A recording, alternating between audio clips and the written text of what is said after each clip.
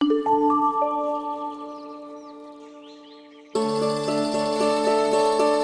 बहुत प्रसन्न हूँ आज, क्योंकि मेरी मैया भी प्रसन्न है और माँ भी।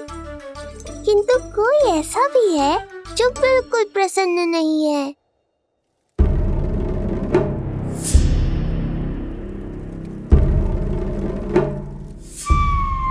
किसने की तुम सबकी ये अवस्था? किसकी मृत्यु ने पुकारा है उसे? उत्तर दो। हम नहीं जानते महाराज, वहां कोई था ही नहीं। किंतु कोई तो था महाराज। विष्णु था वो, छलिया विष्णु। कहां छुपा हो सकता है वो?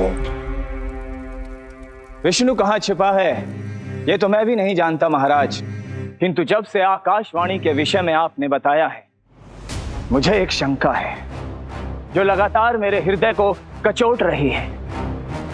आकाशवाणी के अनुसार विष्णु का अवतार देवकी के गर्भ से 8वें पुत्र के रूप में जन्म लेने वाला था, अर्थात उसका जन्म उस बंदी गृह में ही हुआ होगा। तो फिर वो वहां से भागा कैसे? और उसे तो पुत्र होने वाला था महाराज। फिर वो कन्या, वो किसकी पुत्री थी? कहीं ऐसा तो नहीं कि उस बंदी गृह में कुछ ऐसा हुआ हो जो आपकी जानकारी के बाहर हो महाराज? और यदि कुछ ऐसा हुआ है तो क्या वसुदेव और देवकी के जानकारी के बिना ऐसा हो सकता था? मुझे तो लगता है महाराज कि आपकी बहन और आपके बहनोई दोनों ही आपके शत्रु विष्णु के साथ मिले हुए हैं। मेरी बहन और मेरा बहनोई, उनमें इतना साहस नहीं। उन कायरों ने तो मेरे भय से अपनी सभी नवजात शिशुओं को एक एक कर मुझे सौंप दिया था। वो मेरे विरुद्ध नहीं जा सकते।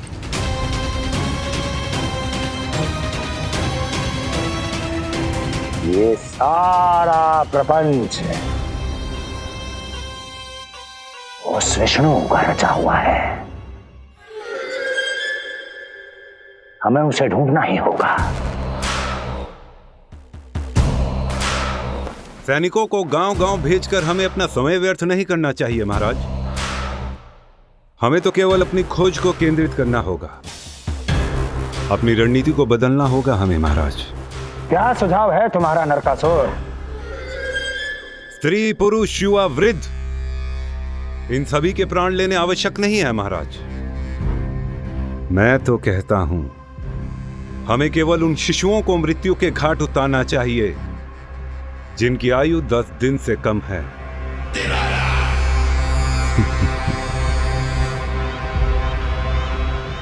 लगता है कंस को मेरा सुझाव अच्छा नहीं लगा।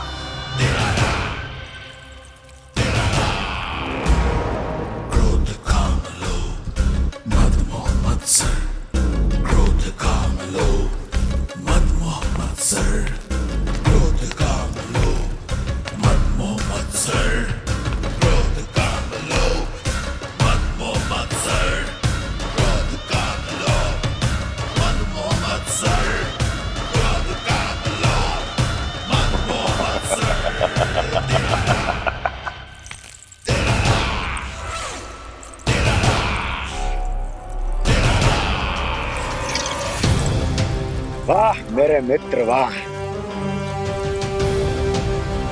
व्यक्ति की सफलता और असफलता दोनों ही उसके मित्रों पर निर्भर करते हैं, और जिसके तुम जैसे हितैषी हो उसका कोई अहित नहीं कर सकता।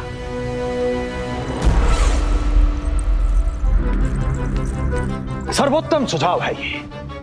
यदि हमें उस विष्णु को रोकना है तो 10 दिन से कम आयु के सभी बालकों के प्राणों को हरना होगा। अब बस हमें यह सोचना है कि इस कार्य को करने के लिए हम में से सबसे अधिक उपयुक्त कौन होगा। होगा नहीं महाराज, होगी। इस कार्य के लिए हमें एक स्त्री चाहिए, एक ऐसी स्त्री जो शिशुओं को अपना भोजन बनाने के लिए विशेष रुचि रखती हो।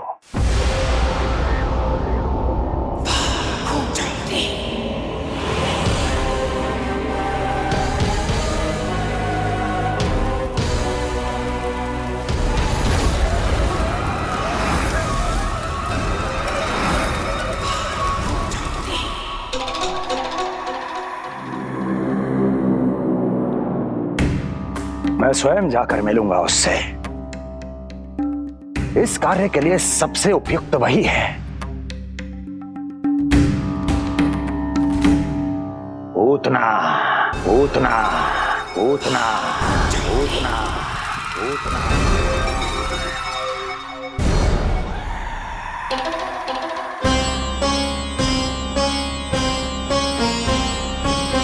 पूतना, पूतना।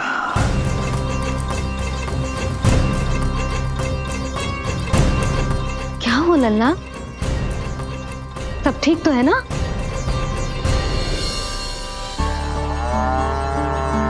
लगा।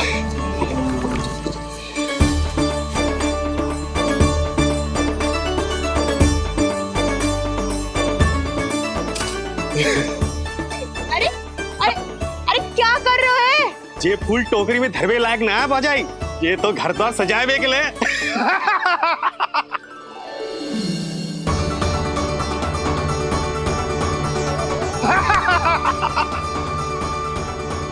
जसोमती मैया के नंदलाला का षष्ठी पूजन जो है आज।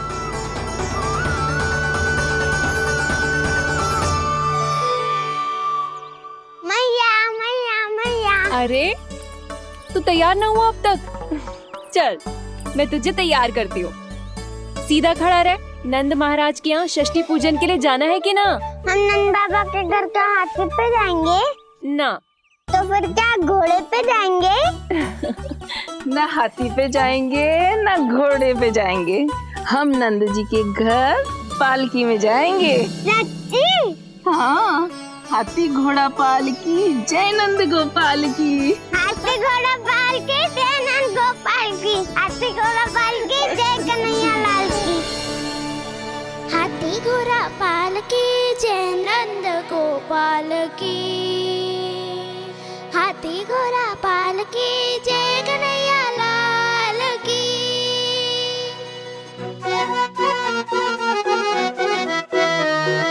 रंगोली रंग सज रहे न्यारे, इधर महक रहे हैं मोगरे वाले। मोर पंख के मुकुट लगा के पशु भी लग रहे कितने प्यारे। सज गए घर आंगन दीवारे, सज रहे बालक नर और नारी। खीर जलेबी दूध मलाई, प्रेम में डूबी बने मिठाई। एक झलक पाना चाहे सब गोकुल राजकुमार की। हाथी घोड़ा पालकी जय नंद गोपाल की। हाथी घोड़ा पालकी जय कन्हैया लाल की।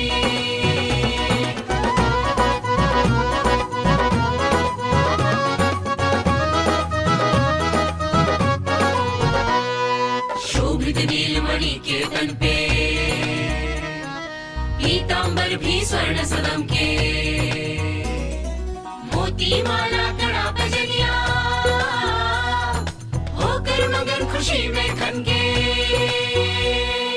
आनंद उत्सव मन को भाए, कान्हा मन मन मुस्काए। यशोमती अपने लल्ला को मंत्रमुग्ध देखी ही जाए। बारंबार वो दृष्टि उतारे अपने नटखट बाल की।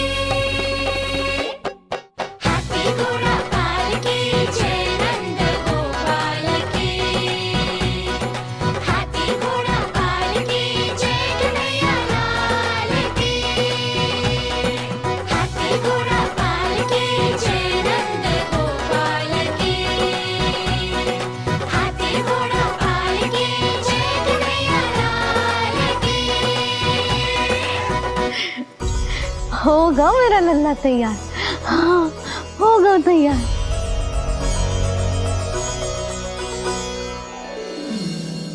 आज नए वस्त्रों में कितना मनोहर लग रहा होगा वो।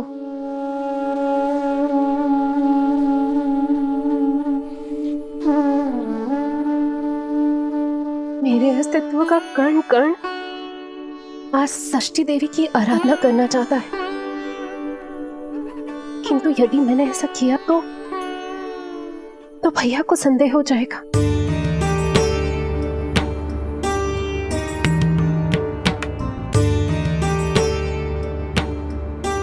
दुष्ट शक्तियों से सदैव सुरक्षित रहे, किसी अनिष्ट या विपदा की छाया भी उस पर ना पड़े,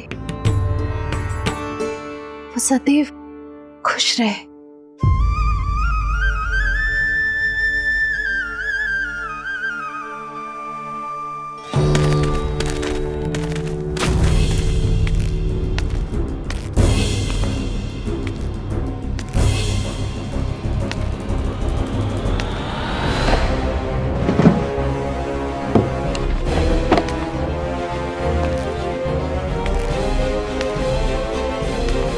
हमें लगा महाराज कंस हैं, किंतु ये तो उनकी छाया है दुर्जन।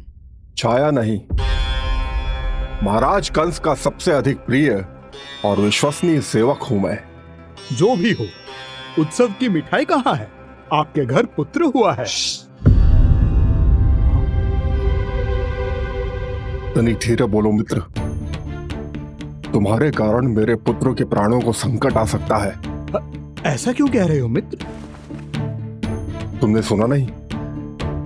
महाराज कंस का आदेश है कि 10 दिन से कम आयु के सभी नवजात शिशुओं को मृत्यु के घाट उतार दिया जाए।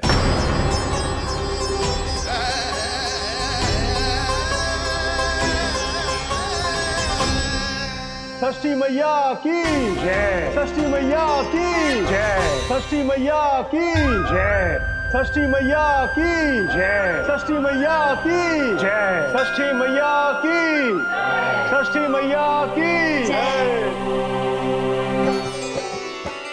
है निष्ठा भक्ति करते समर्पित, देखो नंद यशोमती, देव भी दर्शन करने आए। ये महिमा है उसकी, संतान के हित के हेतु होती पूजा है जिसकी, पालन पोषण रक्षा करती है वो मां षष्ठी।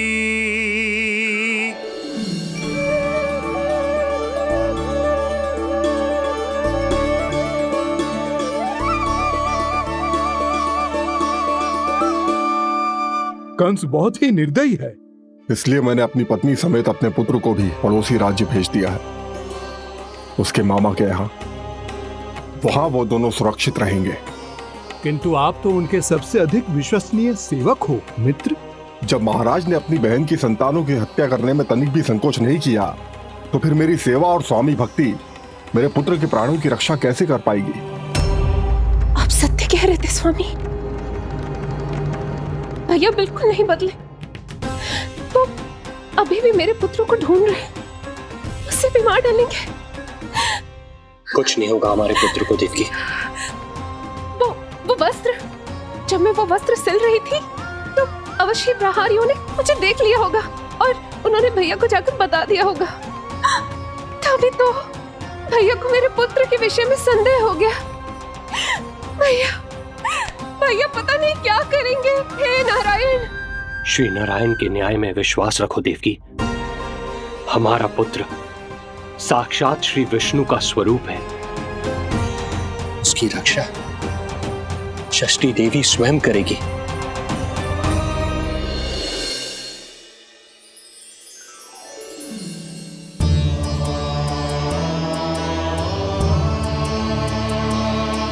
आ गए मधुमंगल।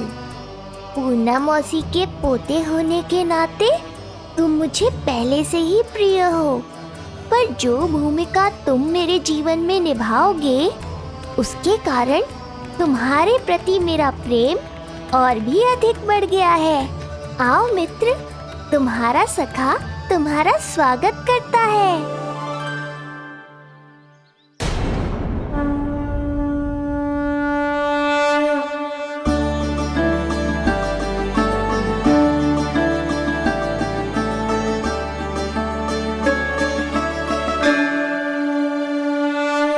हे मां षष्ठी, गोकुल के भविष्य हमारे राजकुमार को उत्तम स्वास्थ्य और दीर्घायु का आशीर्वाद दीजिए।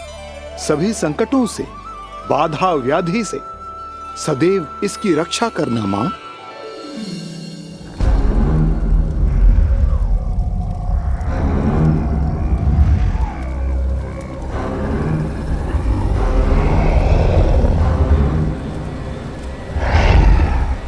महाराज, मेरे होते हुए आपको कोई सफलता और असफलता के बीच केवल कर्म का अंतर होता है दुर्जन।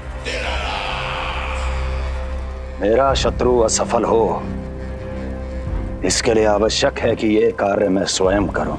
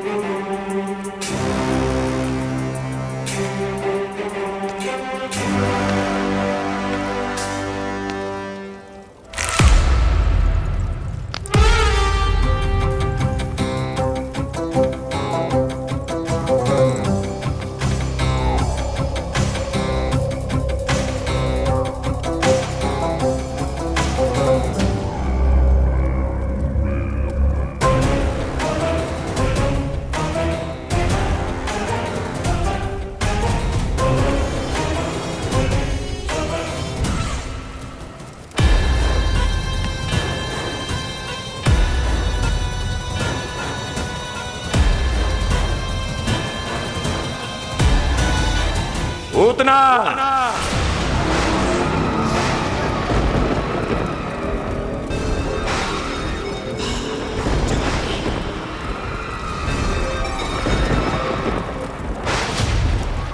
कंस,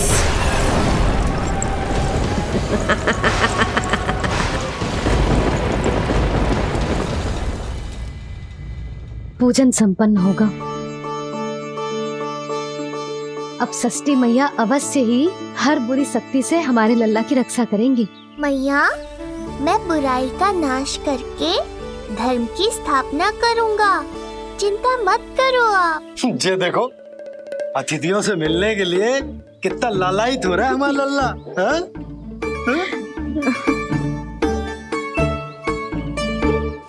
दसों दिशाओं में जिसके नाम का डंका बजता है, वो महान मथुराधिपति आज मेरे साधारण से आवास पर अवश्य ही कोई विशेष कारण होगा। कारण है वो कार्य है जो तुम्हें मेरे लिए करना है।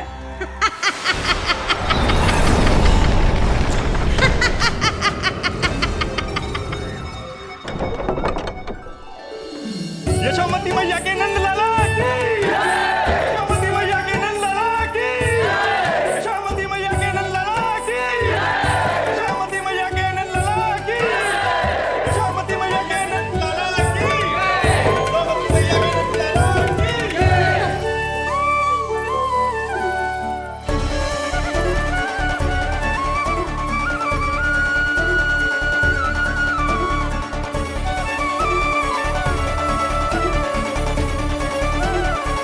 अरे, आप सबको यहाँ देखकर मेरी प्रसन्नता तो और बढ़ गई।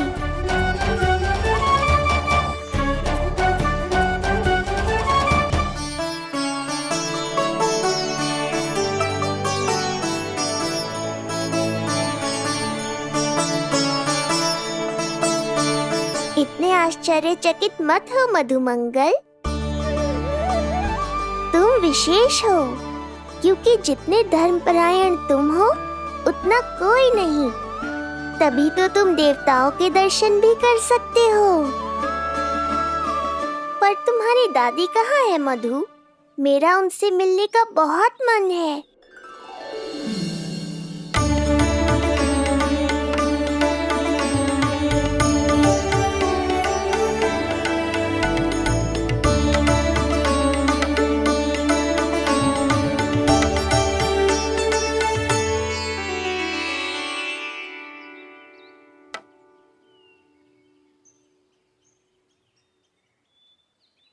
पूर्णा मौसी, बहुत अच्छा किया आप आ गए, सच्ची। ये तो वही पुण्य आत्मा है, पुण्य मौसी, जिन्होंने भविष्यवाणी की थी कि जिज्जी के लल्ला होगो। तब लगो कि ब्याह के इतने बरसों के बाद ऐसा होना असंभव है, किंतु आज देखो।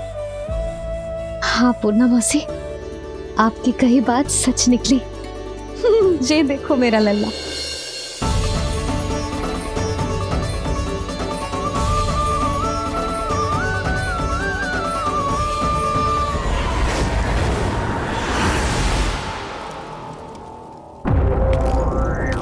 तुम्हें मेरा आदेश मानना होगा। महाराज हूं मैं तुम्हारा। यदि तुमने ऐसा ना किया तो परिणाम क्या हो सकता है ज्ञात है ना?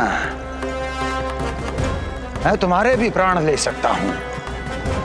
नवजात शिशुओं की हत्या करना तुम्हें भी प्रिय है ना पूतना? नवजात शिशु?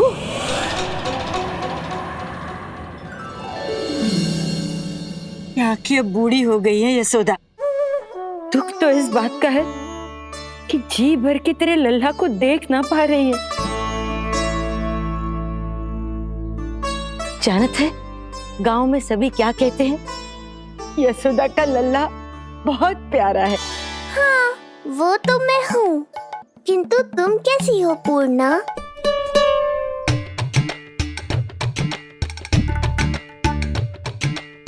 किसी ने कुछ कहा क्या? ना ना, अवश्य ही मुझे भ्रम हुआ है। चौंक क्यों गई? हमारा नाता तो जन जन का है पूर्णा।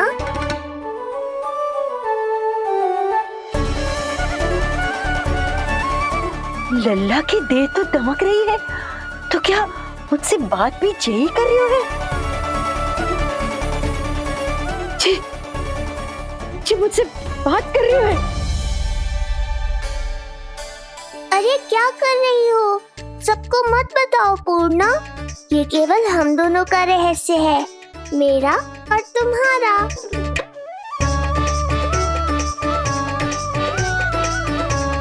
क्या हुआ मौसी? कहना क्या चाहती हो आप? जे बात कर रहे हो आपसे?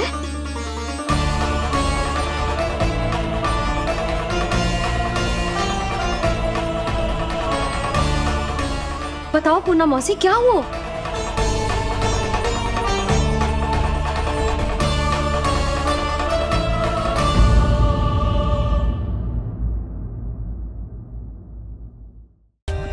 For more updates, subscribe to our channel, click the show links and enjoy watching the videos.